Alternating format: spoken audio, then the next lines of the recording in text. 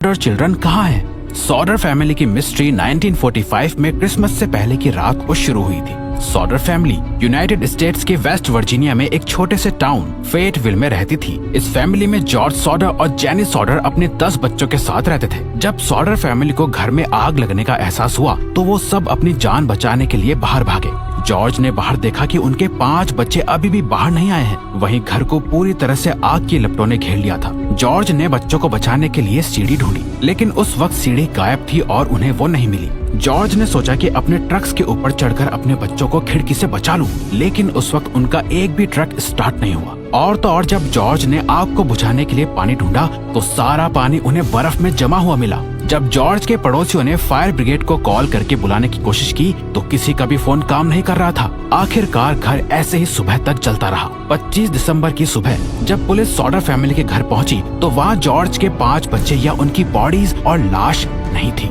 Police ने अपनी investigation में पाया कि उस एरिया की सभी टेलीफोन लाइंस कटी हुई थी। जेनी यानी बच्चों की मां से पूछताछ करने पर पता चला कि रात को आग लगने से ठीक 1 घंटे पहले किसी ने उनके घर पर फोन किया था, लेकिन जेनी ने उस वक्त उन सब चीजों पर ध्यान नहीं दिया था। और इन्वेस्टिगेशन होने पर पता चला कि एक अनजान आदमी को बहुत दिनों से जॉर्ज के घर के बाहर देखा जा रहा था, लेकिन उस आदमी और सॉडर फैमिली के बच्चों का आज तक कुछ पता नहीं चला है। सॉडर फैमिली ने अपने बच्चों को ढूंढने के लिए हर कोशिशें की, लेकिन वो हमेशा नाकामयाब ही हुए। पता नहीं आखिर वो बच्चे कहाँ गायब हो गए थे और क्या उस अनजान आदमी का इससे कुछ लेना देना भी था या वो सिर्फ एक कोइंसिडेंस था। ये आज भी एक मिस्ट्री है।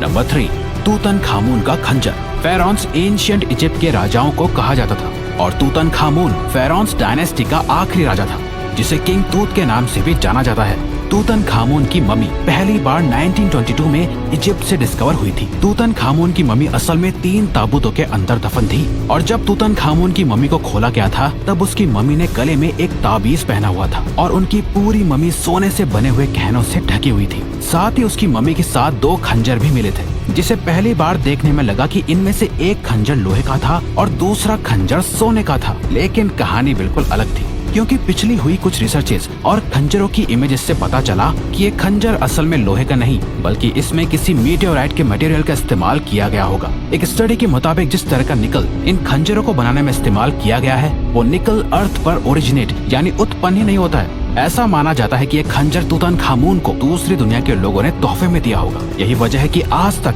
ये पता लगाना नामुमकिन ही है कि आखिर तूतनखामुन का खंजर किसने बनाया होगा और इस खंजर को बनाने के लिए मटेरियल उन्हें कहां से मिला होगा। ऐसा भी हो सकता है कि उस वक्त कोई मीटियोर अर्थ पर गिरा हो जिससे इस खंजर को बनाया गया होगा, या उस वक्त भी लोग स्पेस में जाते हो। कुछ भी साफ नहीं कहा जा सकता, इसीलिए ये खंजर आज भी एक मिस्ट्री बना हुआ है।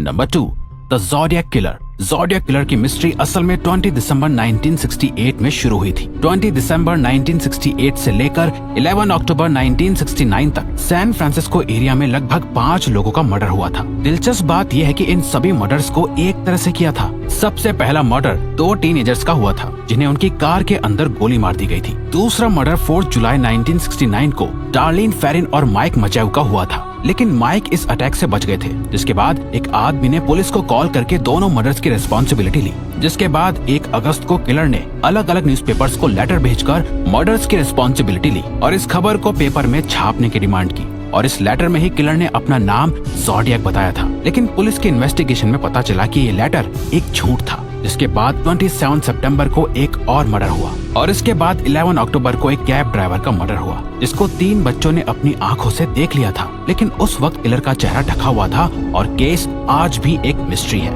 Number 1, shepherd's monument. इंग्लैंड में एक स्मारक है जिसे शेफर्ड्स मॉन्यूमेंट कहते हैं। इसे 1763 के आसपास बनाया गया था। इस मॉन्यूमेंट पर निकोलस पुसान की पेंटिंग बनी हुई है जिसे द आर्केडियन शेफर्ड्स कहते हैं। इस मॉन्यूमेंट के नीचे 10 अक्षर का एक कोड लिखा हुआ है जिसे आज तक कोई भी डिकोड नहीं कर पाया है। इवन मशहूर बायोलॉजिस्ट चार्ल्स डार्विन ने भी इस कोड को डिकोड करने की कोशिश की थी, लेकिन वो भी इसे डिकोड नहीं कर पाए। बहुत से थ्योरिस्ट का मानना है कि अगर इस कोड को समझ लिया गया तो ये हमें द होली ग्रेल तक ले जा सकता है। खैर 2 सेंचुरीज बीतने के बाद भी इस कोड को कोई डिकोड नहीं कर पाया है। इसे दुनिया का सबसे मुश्किल कोड और मिस्ट्री